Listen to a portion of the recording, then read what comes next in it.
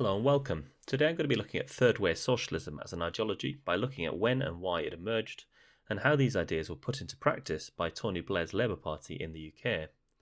Tony Blair led the Labour Party between 1994 and 2007.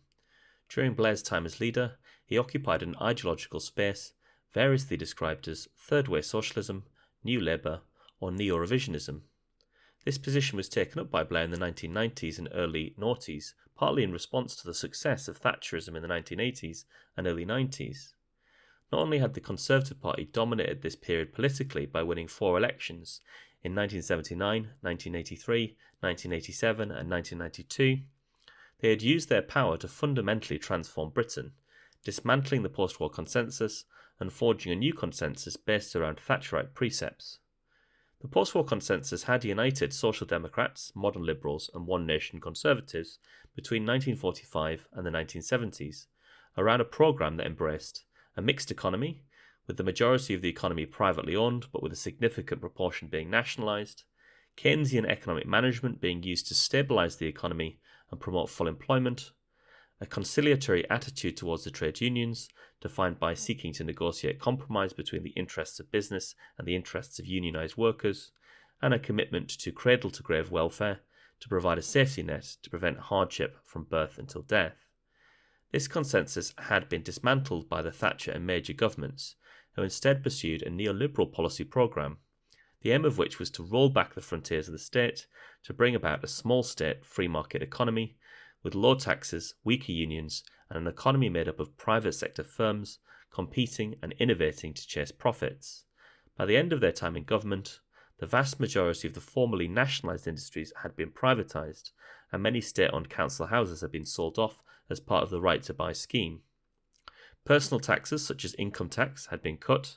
and the overall tax system had become far less progressive, producing a 10-point increase in inequality as measured by the Gini coefficient. The trade unions had been weakened with trade union legislation, rates of strike action had diminished, and trade union membership had fallen from a peak of over 30 million to under 8 million. The government abandoned its commitment to full employment and instead prioritised keeping inflation low, and welfare benefits were increasingly subject to means testing. Following this period, New Labour thinkers argued that Thatcherism had won the political and ideological battles in the 1980s, because many voters remembered the 1970s as a period of inflation, industrial unrest and crisis,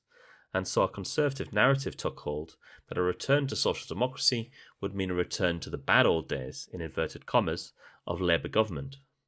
The end of the Cold War and the collapse of the Soviet Union reinforced this pessimistic narrative, as many argued that the collapse of the Soviet Union proved that state socialism and central planning were inferior to capitalism and the free market as a way of distributing resources and managing a modern economy. So Thatcherism seemed to have won the battle of ideas in this period, and New Labour figures argued that they needed to adapt to this reality, because arguing for a return to the policies of the 1970s would lead to a further electoral defeat,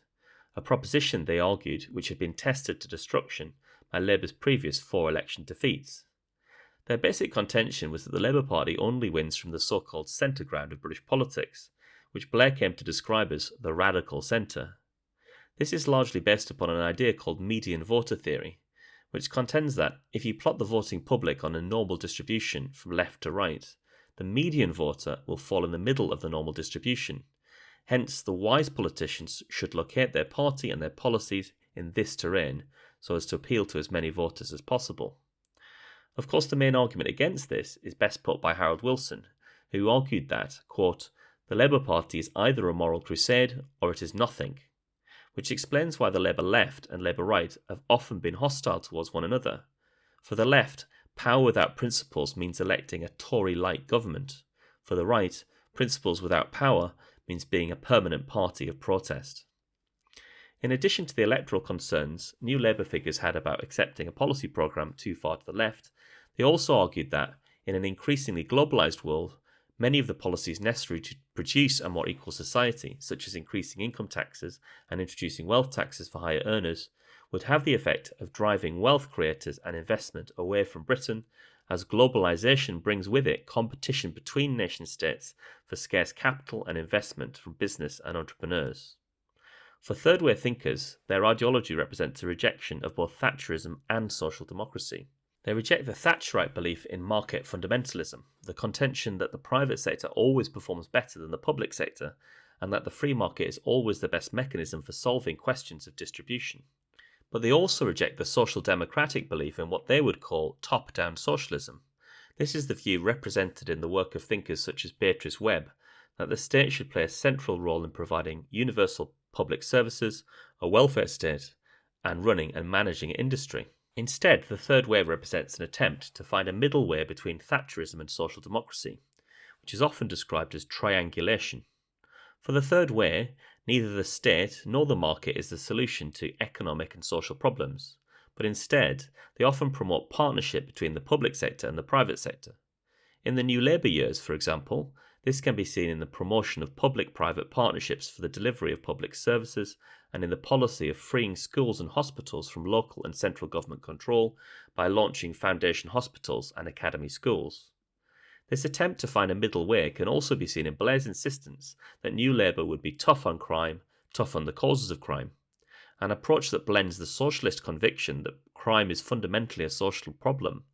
with its roots in inequality and poverty, with the conservative belief that crime is an individual moral failing and that criminals should be punished in order to provide retribution. Other examples of triangulation can be found in the move away from equality of outcome in favour of equality of opportunity and meritocracy, with Blair insisting that social mobility is best achieved by focusing on education, education, education, or in welfare policy where Third Way thinkers have tended to argue that the entitlement to benefits for the unemployed should be linked to the willingness to work, to provide what they call a hand up, not a hand out. Advocates of the Third Way have defended New Labour on the basis of its electoral appeal, arguing that it was only by moderating the party that Blair managed to win an historic 3 successive terms in office for the Labour Party. They would also point to their successes in office, with this peroration from Gordon Brown summing up more effectively than I could what they achieved. If anyone says that to fight doesn't get you anywhere, that politics can't make a difference, that all parties are the same, then look at what we have achieved together since 1997. The winter fuel allowance, the shortest waiting times in history, crime down by a third,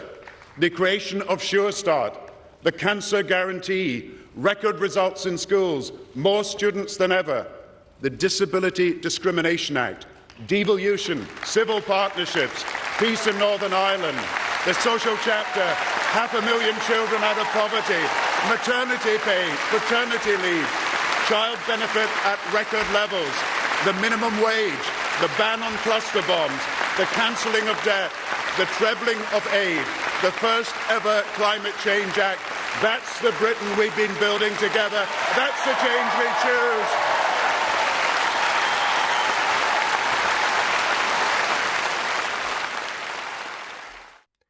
Critics of the Third Way argue that it has moved so far from socialism that it concedes far too much to Thatcherism. They would contend that the Blair years were a product of a particular set of social and historical circumstances that existed in the 1990s but which do not pertain today. Most notably, a long economic boom that came to a crashing end with the financial crisis in 2008, a crisis that they would further argue laid bare the fundamental imbalances that Thatcherism has created in British society. They would argue that the move away from the core principles of socialism was an understandable byproduct of Labour overcompensating for their 18 long years in the wilderness due to their desperation to get back into power, but would argue that their real failure was that they didn't capitalise on their landslide victories in 1997 and 2001 to pivot to the left in a way that would allow them to fundamentally transform society from the left, as Thatcher did for the right after she came to power with a much smaller majority in 1979, also promising moderation. That concludes my discussion for now. What do you think? Let me know in the comments, and please do like and subscribe to the channel. For now, goodbye and best wishes.